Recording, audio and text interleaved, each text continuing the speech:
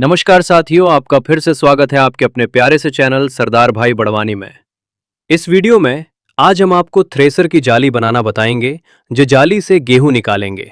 वो जाली, आइए जानते हैं किस प्रकार से जाली बनाई जाती है। तो चलिए चलते हैं। सबसे पहले हम पुरानी जाली को कट करेंगे और उसकी फ्रेम को निकालेंगे। आप देख सकते हैं कि पुरानी जाली को वेल्डिंग के माध्यम से कट किया जा रहा है और उसमें से फ्रेम निकाली जा रही है। अब आगे क्या होगा, चलिए देखते हैं। थ्रेशर की जाली एक प्रकार की जाली होती है जिसका उपयोग गेहूं, चना और अन्य अनाजों को साफ करने के लिए किया जाता है। ये जाली लोहे या स्टील के तारों से बनाई जाती है और इसमें छोटे छोटे छेद होते हैं जो अनाज को साफ करना व अलग करने में मदद करते हैं। थ्रेशर की जाली का उपयोग करने से अनाज में मौजूद मिट्टी, पत्थर और अन्य अशुद्धियों को आसानी से निकाला जा सकता है। ये जाली थ्रेशर मशीन का एक महत्वपूर्ण हिस्सा है और इसका उपयोग कृषि में व्यापक रूप से किया जाता है।